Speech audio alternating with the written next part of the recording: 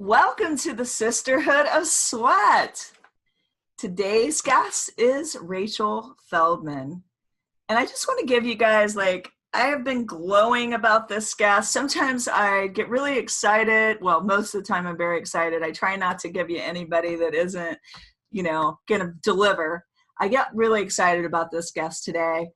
I was looking at her bio and I was just like, this lady is the bomb.com. I'm serious. And she's going to bring it to you today. We are going to bring it. This is one of my favorite topics. We're going to talk all about empowerment. And this could be males as well as females. We all need to be empowered. And you have to give up certain behaviors and certain stories you may be telling yourself to be able to live fully in your most powerful, authentic self.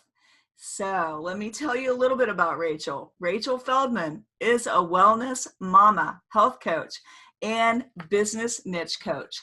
After health coaching, she realized she needed to help health coaches to change the world.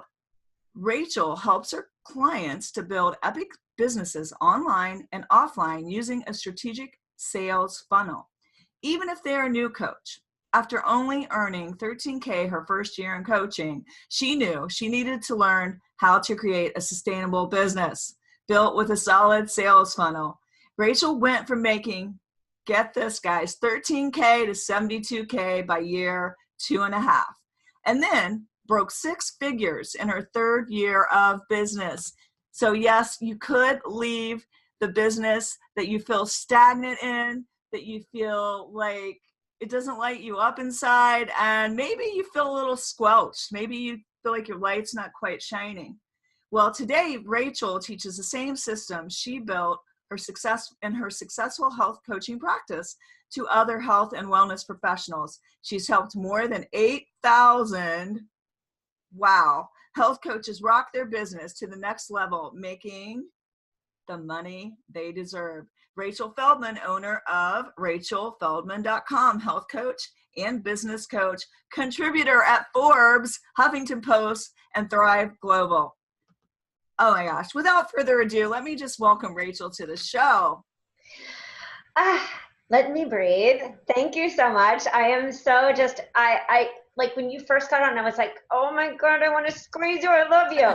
Because you too, I've looked at your Facebook stuff and I just said, this is a woman that is doing it. Not only do you feel the passion, but you show up and you walk the walk and you talk the talk. So thank you. I'm so excited to be here and we're going to have a lot of fun. Well, thank you. And I'm totally excited to connect because I know that this promises to be a world-shaking, earth-shattering podcast. 100%. Pinky swear. We're doing it. Oh my gosh.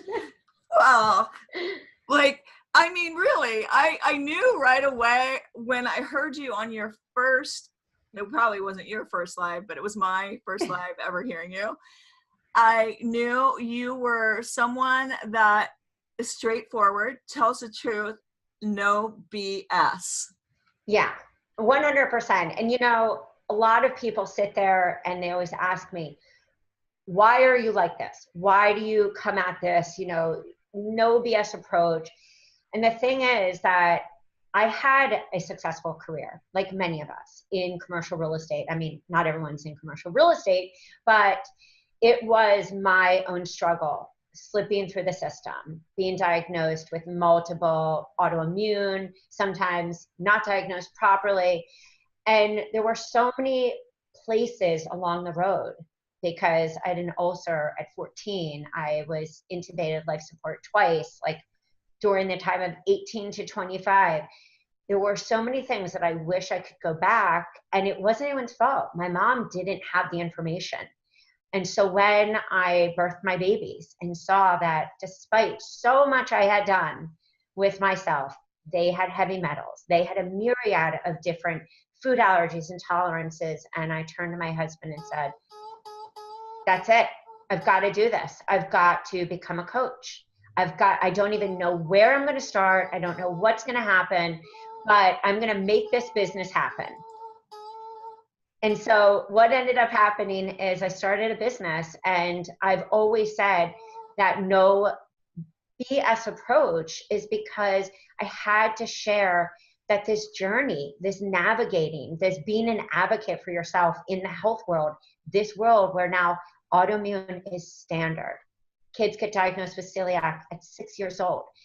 And that just pushed me to rage against the machine, to show up and talk daily about what I needed to do, how I needed to support my kids so that they didn't end up with the same destiny that I had, or their father, who also has an autoimmune. Who did what? Who also has an autoimmune. So Okay. that, when I started to have success, other coaches said to me, what are you doing? And the business side of it just came in organically, because my goal, and still my goal today, is health, empowering people to know that they have choices, empowering people to know the questions to ask when you are at the doctor's office, at the health food store, in the market, wherever you are. Because in this day and age, we have to be our own advocate, and we have to not sit silently. I always say, ask why. Why are you giving me this? Why do I need this? It's okay. Be empowered to do that, because if you're not, you're going to leave like most people and say, I don't know. I just got given this and I'm not sure what it is. Ask. And so my biggest, my why, my, the what drives me is, change the game for yourself. Then you change the game for your kids. You change the game for even their friends, because your kids are saying, my mother said, and then their friend says to their mother, I can't tell you how many calls I've gotten from parents and saying, wow, my child just got diagnosed with celiac. What do you do with your kids? Because I knew they had gluten intolerances, gluten allergies. So it just is a ripple effect. And that's why I do what I do. The BS, I can't handle it because we don't have time for it. Nobody has time. People are getting sicker and sicker. We have rise of so many diseases, emotional, spiritual, everything across the board. So it's time for us to take the blinders off, come out of the matrix, wake up and say every day, am I walking towards an unhealthy place, or am I walking away from it? And what do I need to do about it? And who do I need to hire to help me navigate this confusing path? So that's it in a nutshell. Why do you think changing our stories, disconnecting from the stories that we tell ourselves, is crucial to our success? Do we have 7 hours, 7 days for this podcast, or are we maxing at an hour? Make it brief and condensed. Okay. Make it brief. When I look at health, I always look at the emotional aspect, the spiritual, the physical, and for some people, even the metaphysical. The old story, the story that was implanted, whether in utero, if you're looking at something esoteric and that jives with you, and if that doesn't jive with you, the story that you developed, that you heard, and that was created in those formative years, goes into every cell, bleeds into every thought, dictates the people you choose, dictates the actions, dictates the moves you make in life, dictates also the martyr and the victimhood syndrome that says, I know that relationship's really bad for me, but I care about this person. They're going through a tough thing. Are you caring about yourself? So I always look at, was my autoimmune? Of course, there's the physical side, but what emotionally drove it all the time? And so those stories that we have every day, it's not which story do I need to delete? It's what story is running the show today. So for me, when I got really healthy, when I was able to realize that my autoimmune could only end by relinquishing, setting aside, destroying, recreating new stories from old ones, because no matter who you are in life, where you grew up, how you grew up, there's always a story. I didn't get enough. I wasn't loved enough. I feel not worthy. All of those one-liner statements, but they came from somewhere. So I always say, step one, be honest about it, shed light. Step two, talk to somebody. Because if you're not having success in your life, whether that's a weight loss goal, why do you always keep going back? What drives you to go and eat the crappy food? Or that's a business goal. Why are you not having success?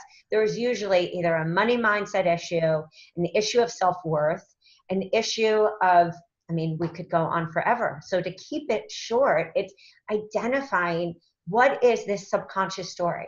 Because the stories are so subconscious that when we have to sit with them and identify them, we bring them into reality. And sometimes it's sad to go, that was just kind of my fantasy story, but I made that a reality. So I just feel let down by everything in life. Ooh, that's fun. How's that working? So I think when it becomes about stepping into your power, that's different for almost everyone. And so I always say, what do you desire today? And if something is holding you back, ask yourself, when did I first learn this? Who did this in my life, in my history of relationships? When does this get triggered? And that is how we create the new story for whatever goal we want to achieve. I love that. That was powerful. You are bringing it today, Rachel Feldman. If we don't bring it, we don't change. We stay sick. And then this world, that's when you said, I really want to change the world. That's not a joke. I really want to change the world. And it's not one person who does it.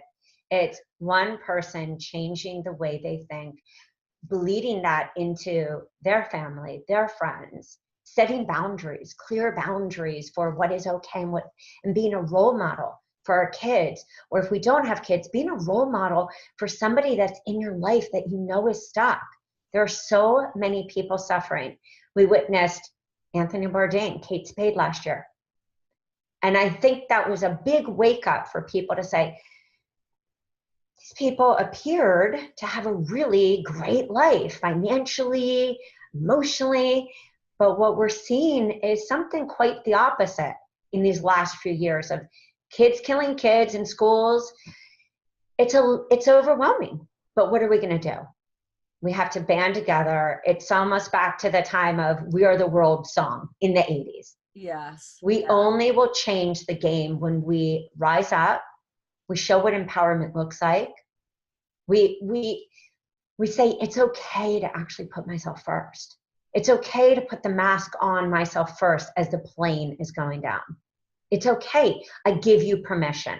And that has to be a self-driven, I give you permission. I give you permission. I give you permission.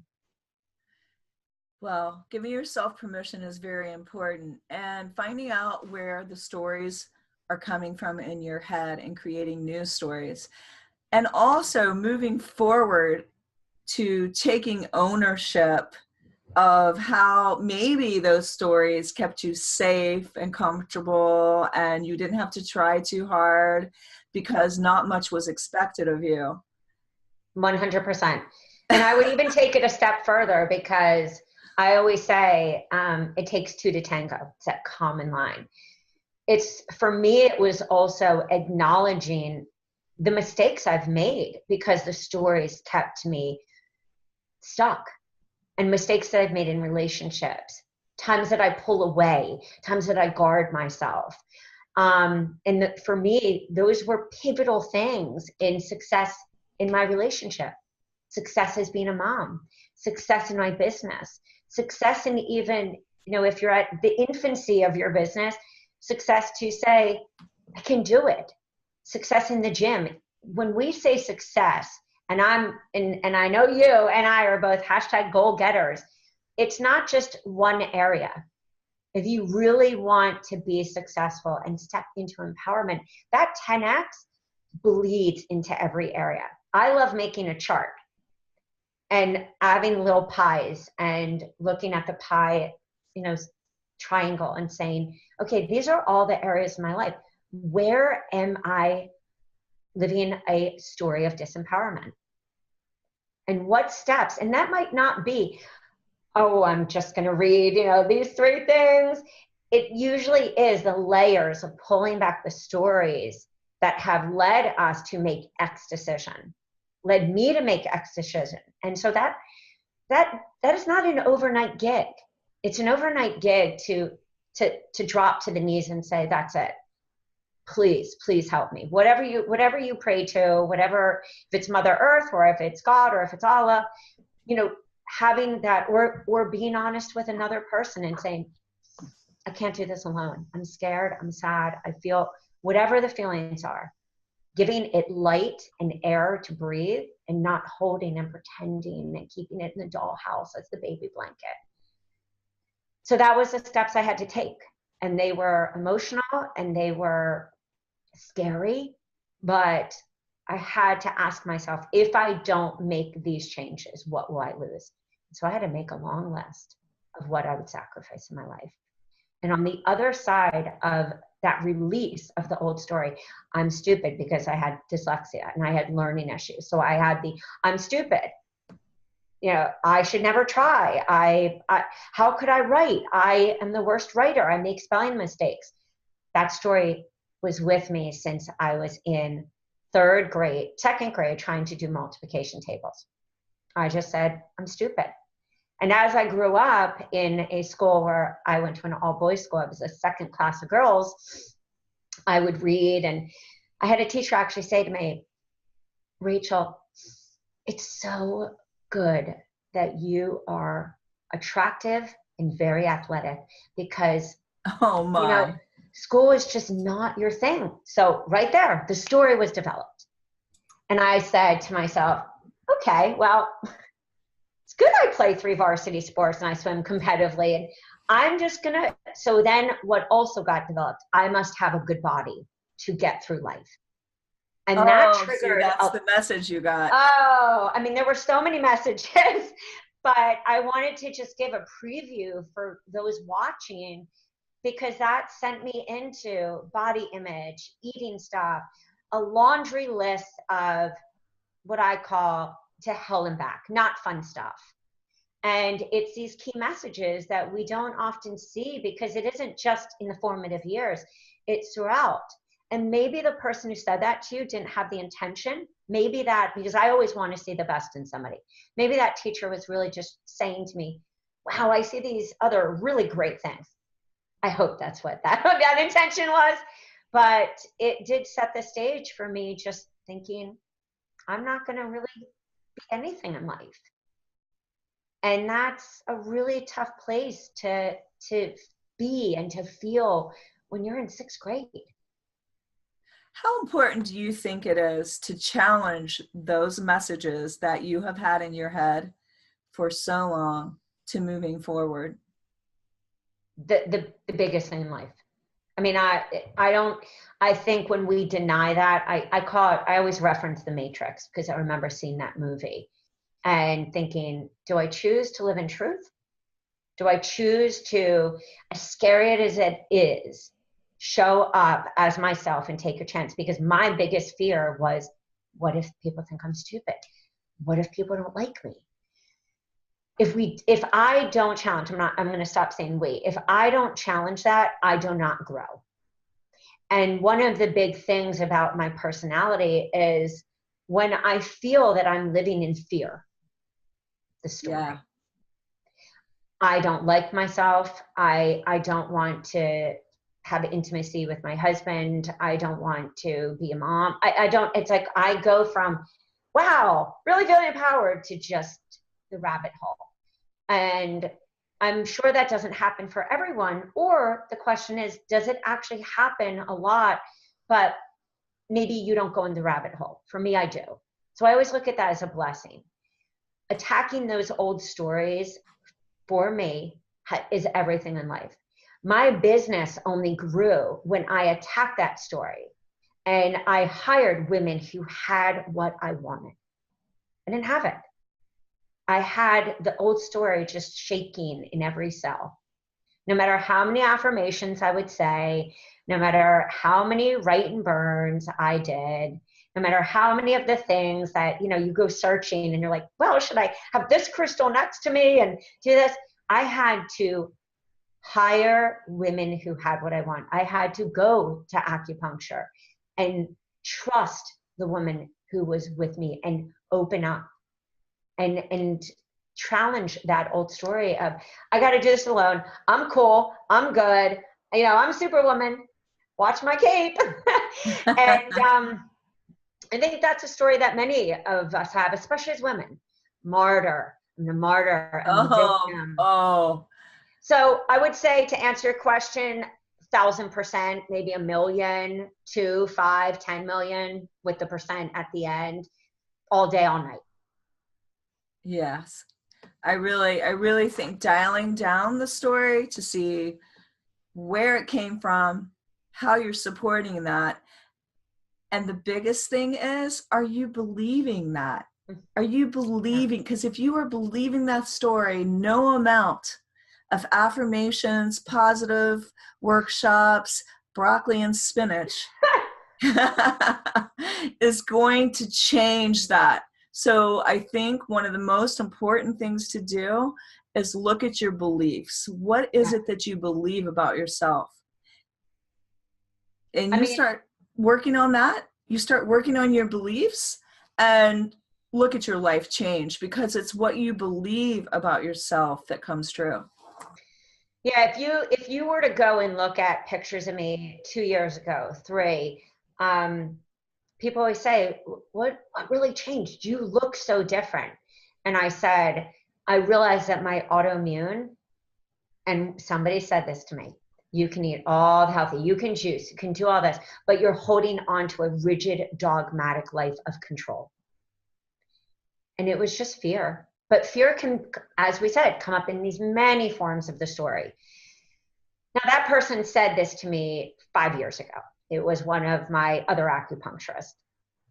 And it took me the last few years of feeling. So this, remember, this wasn't about financial.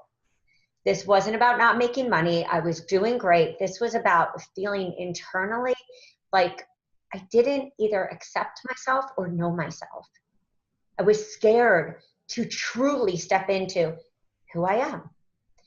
And I knew that if I didn't commit, when I say commit for a solid, because I have done Tony Robbins, I've done, you know, as many of us, we do these courses, we go to these events, but I knew that the only way for me to leave this and shed the old snake skin was for me to dive into a year of looking at every story, asking, how do I resolve this? What is the next step? Because I knew my autoimmune at that point, it wasn't about the supplementation. It wasn't about the EBV. It wasn't about the pylori or the Clostridia or any of the things that had happened or the gut issues. It was about this old story, these old stories. Yeah. Mindset that was running me into the grave with adrenal fatigue, with exhaustion of, should I do this? Should I not? You know, just the back and forth. And why do you think you had adrenal fatigue, Miss Superwoman? Because I believed I needed to do it all and not ask for help. And that was an old, very, very old story.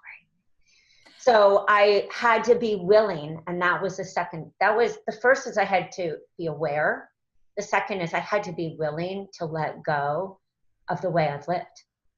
So that meant, and I wrote this down, I wrote, I'm going into this year, I had to be willing to retrain my brain, let go of how I've operated as I breathe, be aware of when my body is even, you know, my pulse is high or I feel that, instead of giving into it, pull it back, reserve energy, let go of negative things, because I would always say, same as money, martyr through a relationship, not let go fully of the negative. And it's a vicious cycle. I think it's huge that we aren't living in fear, and that we look at our lives and see where it is that we're people pleasing. And, you know, that creates a lot of anxiety right there. That's a big place that women fall into. And thinking that we need to be everything to everybody. Mm-hmm. How about being everything to yourself? How about that? Yeah, the biggest thing I did was I started time blocking time for me. And I started being really honest about what I needed. I financially support us. My husband does work, with me now, but his role was taking care of the kids, as they were growing up. And I just was taking on because I felt, don't ask for help. Don't admit that things feel like overwhelming. And once I said, I'm letting go of this, that was me saying, I need this time on Sunday. We're going to do the kids' activities, football and morning and all that fun stuff. But then I just need quiet time. I need time for myself. And I started carving out this time in my morning where there were no calls, there were no anything. I started carving out other times in the day where it was just me time. And that is a huge thing, especially for women. I think it's a human problem in general, but I would say for any A-type driven go-getter or mom, or men, I think it applies to everyone. But I know as a woman, it is so hard because we are brought up, take care, put yourself last on the totem pole.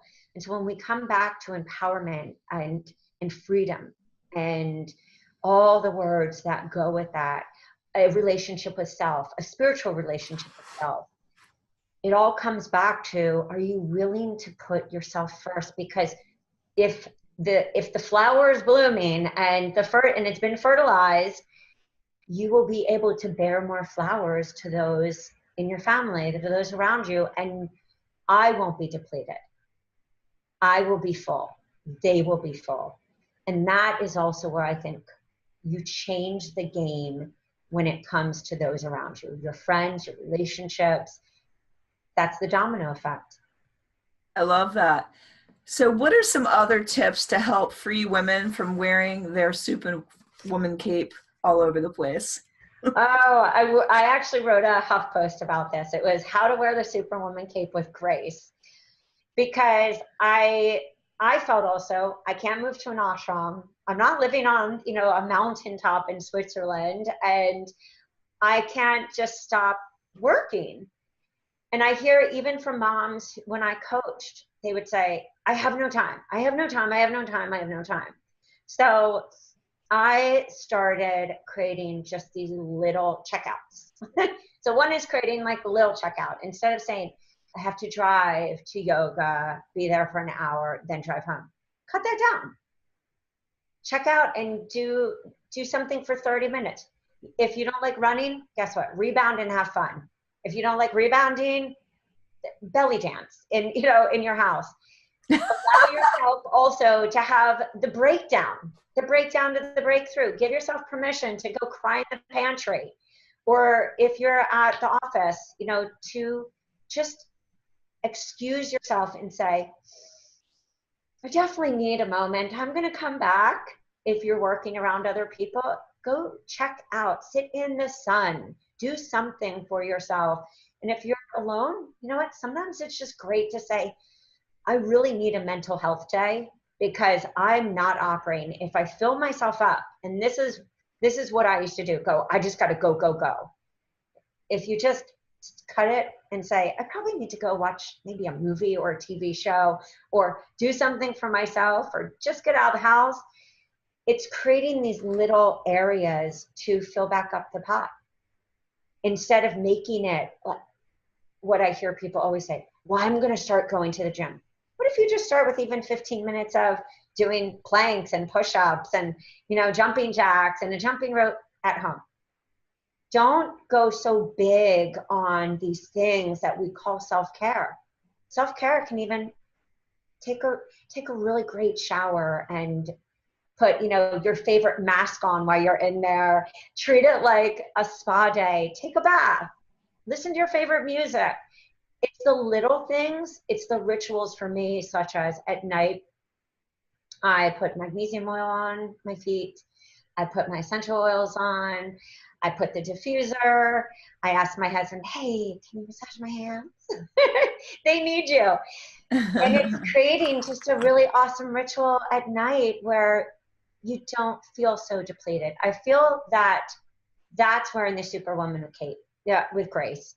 It's setting clear boundaries in your day, time blocking, And scheduling time also. For me, my calendar, except in launch time, cuts at 4. There is nothing booked, nothing. So I go 9 to 11 is alone time for me. And then after 4 is family time, me time, whatever time. And creating that schedule so that you can get things accomplished. Time block when you're going food shopping. Time block when you're talking to clients or when you're working. Time block your content. I know it sounds insane, but it creates space. Because I used to say I have no time. And as soon as I started doing that, I had all the time in the world. Treat yourself like you love yourself. 100%. Yes. I mean, would you treat your employee the way you treat yourself? Probably not. You would probably give them some space. And I think doing these things like self-care and the things that you love makes life that much brighter. Like today, you would have thought if you'd been looking in through the studio glass, she mental. I was dancing to a Justin Timberlake song, something about You Got the Feeling or something. And I was just like in such a good mood. I was listening to good stereo tunes, and it was my alone time, and I enjoyed every minute of it. And, you know, think back, when is the last time that you enjoyed every minute of something? Totally. And I would even take it a step further. I was at Growth Content, hosted by Grant Cardone. Sarah Blakely was one of the speakers. And as she was talking about not only herself, but her husband, Jesse, they have a very intense business. She created Spanx. I don't know if we all know her. I couldn't say that I've worn a Spanx, but with that being said, she has an amazing product. And she talked about what it took for her to take that product to the next level. The question after she talked about her life and the fact that they do so much that involves business and so much that is traveling, the question was, how do you balance your life? How do you create time for you, create time for your husband, your children?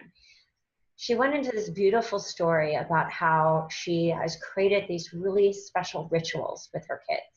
And she said, you know, with my son, I will pick him up and say, it's our tree day. And that means that she has this blanket, this picnic blanket and a little picnic basket, and they go and they color together under this one tree. That's their special tree. She said often this overwhelming feeling that we have when we're business owners or we're busy moms is that we feel guilty because we are being pulled in different directions.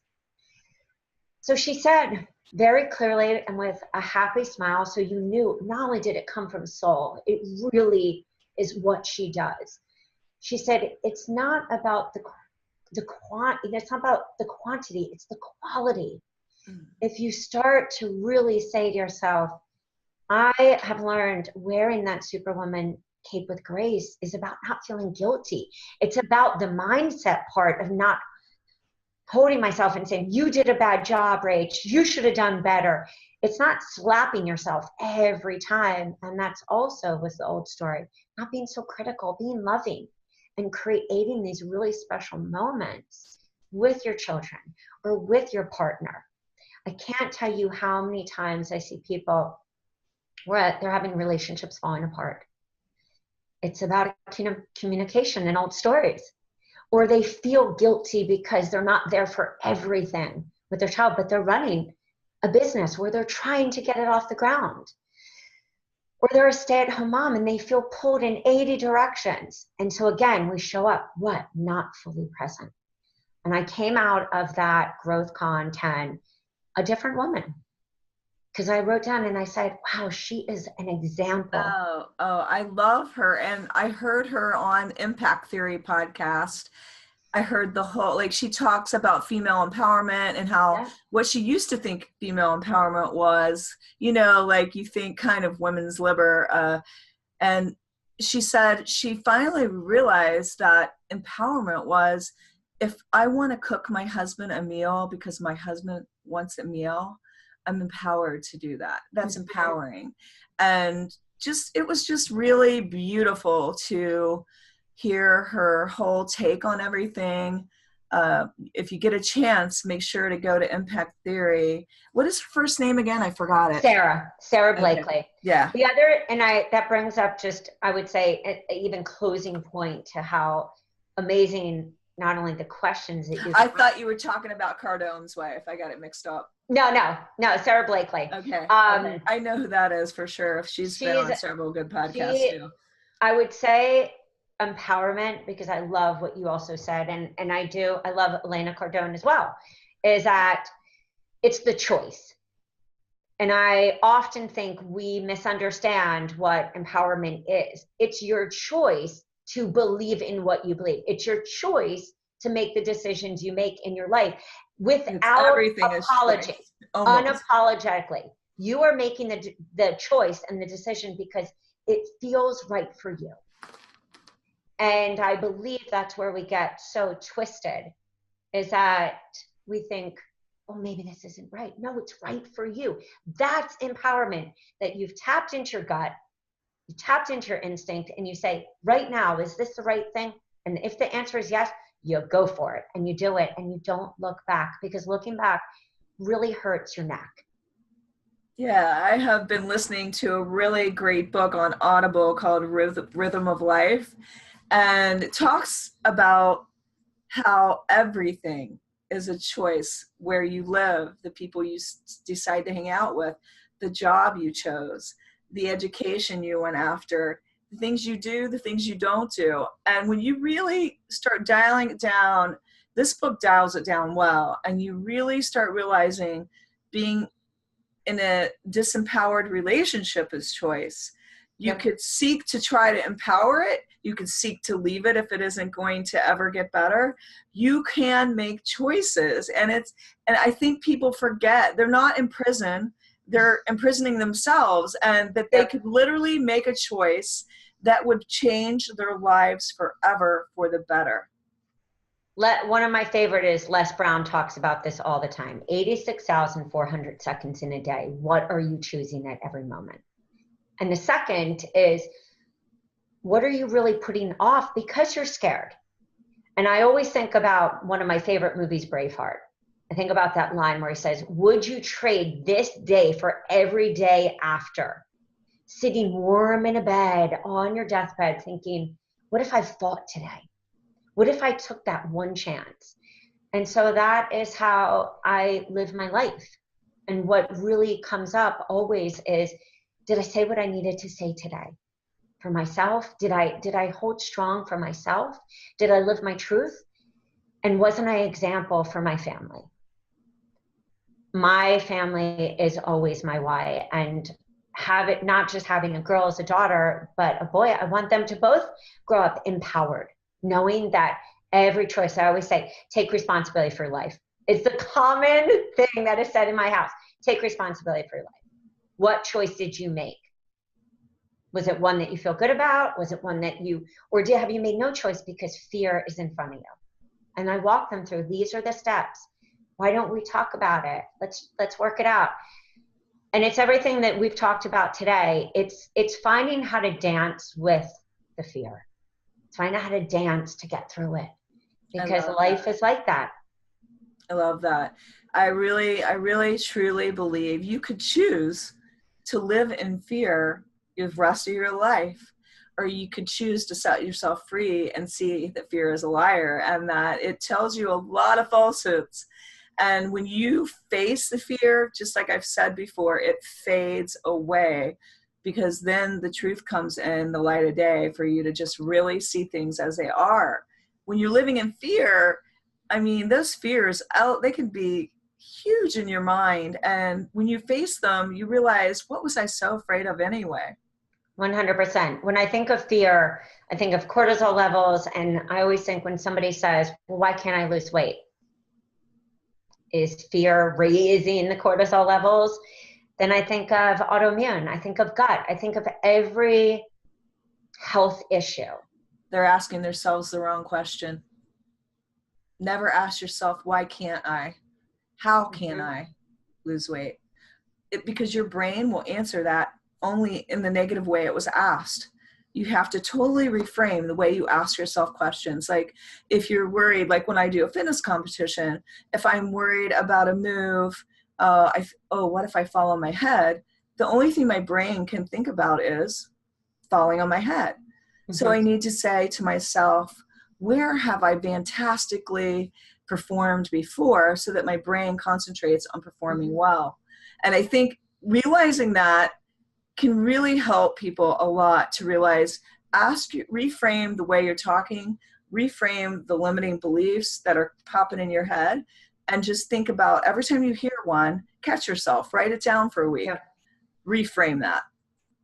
100%. And that's why I was saying when I was health coaching, I look at so many health issues.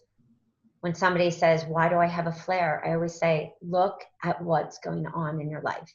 I mean, one thing is season change, but look at what's happening and really step back, depersonalize even for a second. But I love what you said about writing it down. It was only by doing that daily. And then it just became conscious.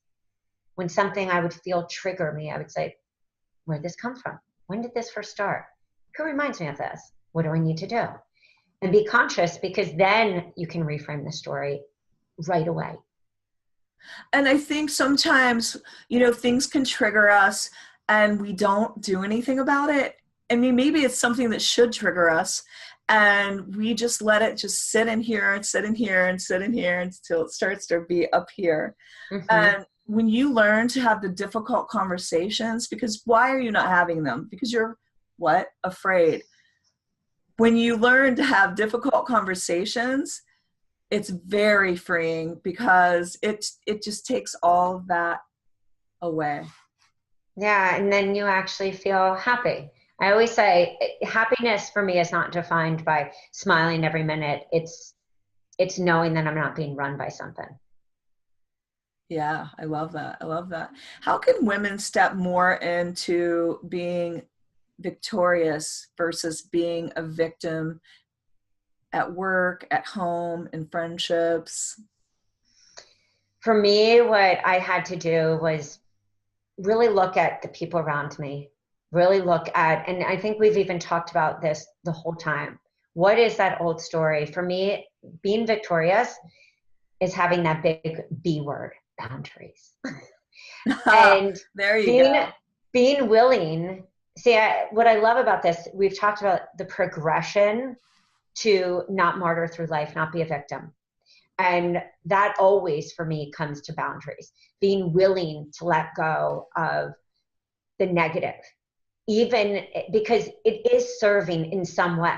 Being willing to go further back and say, is this relationship really serving me? Do I need to say to my boss, hey, I know you send me these last minute emails and I really want to be there for you. It's hard for me on the weekends. Can we set up a different strategy for how we work together? So it's just, as you said, having the conversation about the elephant in the room and not just mulling over, hey, you and I seem to not be on the same plate, on the same,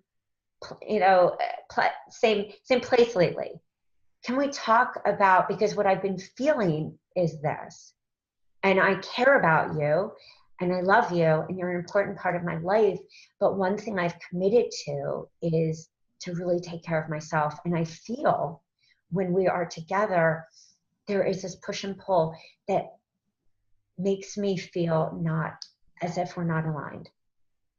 So work, relationship, even our children, having the conversation, hey, so can we have a heart to heart, and phrasing it, of course, depending on the age, even at our doctor's office, having the conversation, hey, I want to tell you my goals. I remember a doctor saying to me when I was pregnant, well, of course you're going to have an epidural because you're not going to want to push. And I said, hey, and this was hard for me because I am a recovering people pleaser and a recovering perfectionist. I had to say, with some tears and the panic in my chest, I'm not sure we're on the same page and I don't think we should work together anymore. And that, if I didn't have faith and take action instead of living in fear, I immediately left, turned to my husband, oh my goodness, I'm so scared. He said, well, let's find somebody else. And I had to leave there and go find somebody else who felt the same. And when I interviewed that person, I said, this is what I envision. And I know nothing has a perfect plan, but this is what I envision. And I really desire somebody like this. I know the boundary setting and the clarity comes from whether you do a vision board. If you're hiring somebody, writing down all the qualities you desire, writing down the qualities you want in yourself, and actually saying, and I remember Gabby Bernstein many years ago had a live that talked about this, really getting clear on the people you want in your life, the people you desire, you know, to have, to be there so they enhance these parts of you that need growth, and to be willing to let go of what doesn't work. With all of that, when you get really clear and you write down and you put sticky notes and you put it on a board, you will see every day, wow, I envisioned this person who had these qualities. It's amazing. They showed up like 8 months later. But I do feel it takes us not just saying, I want this. It's knowing what you want, being clear, writing it down, and taking the action steps. And that, you have to also be clear with the people around you if they're bringing something that you can't tolerate, or, you know, you have to be clear about what you want. Let's say you are a boss. You have to be clear about what you expect. You got to be clear about the environment you want to create, and you have to be ready to protect it if you need to. And even in our friendships, this was a hard one for me. I had to always ask, what do I get from this relationship? Am I really getting something, or have I recreated XYZ? And that's a very simple question. What I love about the questions that we've talked about, that's a 10-second question in the mind. And it sets the stage. As I said, maybe it's not a choice you can make that day, but it opens up the conversation to, is this relationship healthy for me? Or am I just giving? Well, I think when you ask yourself that question, you're going to be surprised. It's like the light bulb. Yep. Goose eggs. This person is giving me goose eggs. Like, when you really see it, you're like, why am I letting this like affect me so much? This person's giving me 0. But that is exactly what we said earlier. That goes back to an old story because it is filling something. So that's why when we first started and you said that first question, I thought, are we doing this for 7 days? Is this a 7-series podcast?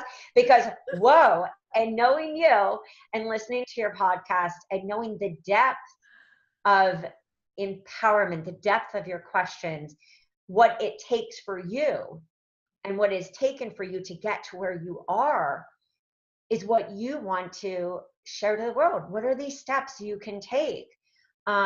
And that's why I sat there and was like, wow, these are some intense questions. I've got to keep down to about a 5-minute shtick.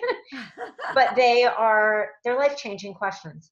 And they're life-changing questions, as you said, that bring us to the place of freedom. Whatever that looks like for each individual person. Well, that's why I'm telling you, in the studio, I always get to the heart of it, because I can't change someone's life, by just giving them a diet or just giving them a workout. Are you kidding me? If that worked, everybody be walking around with 6-pack abs and healthy as hell. 100%. But life comes in the way and we go, oh, I want to eat this, or stress. And that's why mastering the mindset, mastering and releasing the old stories, watching it. And if none of this makes sense, go watch What the Bleep. Watch a show, watch a movie that talks about the old stories and how they affect you cellularly. I think the biggest thing that I would love somebody to get out of all of this is, I know what it feels like to live in that pain. And it can appear perfect. We can appear perfect on the outside, and yet we're crumbling inside. And sometimes we're not even conscious until we see losing relationships that are not thriving, our business not thriving. Don't ask yourself, is this the right opt-in freebie? Ask yourself, what is going on with me that I may not be honest with myself about? And it may be scary, but it's worth it. Absolutely. And I would just like to say to all women out there listening to this, and that will listen to this in the future, because things keep getting downloaded like crazy from the first podcast. So I would just like to say that you're worthy and deserving of all good things in your life. You're worthy and you deserve it. What would you like to say to all women out there, Rachel? Oh, step into what you desire and deserve. That is your birthright. Don't let anyone dim your shine. If somebody has done it or somebody's doing it right now, it's your choice to step out of that situation and reframe the story. Oh, I love it, love it, love it. And I love you, girl. You are the best. You are the best. Hey, I love it when you meet somebody and you just know who they are, and it just shines through and everything they do. And you did not disappoint me from the first impression I had from the very first time I saw you on a live. You have brought it home today. And I know, like, you're very powerful. I know that you're going to go places, girl. Oh, thank you. I feel the same about you. And that's why when we were gabbing on the phone before, we were like, because when you get two people, and this is a perfect point, like in closing, is that when you put yourself around high vibing people who, again, it's not necessarily that they don't have a crappy day, but that they can see the lemons and turn it into lemonade. There you go. Absolutely. Making the lemonade stand. I want people like you 10x into my life, which is why at the end of our conversation when we were gabbing, I was like, so you're my friend now, right? Yes, right. Wow. Well, where can everybody reach you and you have a freebie for everybody today. Provide us with the link and give us your social media handles. Yes. So I will be dropping a freebie I'm going to drop two. For those of you who are building a business, I know how much it takes, how much overwhelm can set in, and that's what takes away our power. So I'm going to drop two opt-in freebies that are going to help you with materials you need in your business.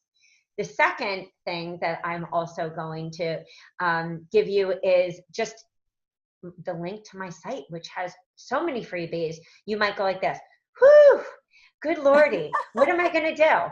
Which is at rachelafeldman.com. And my name is spelled Rachel.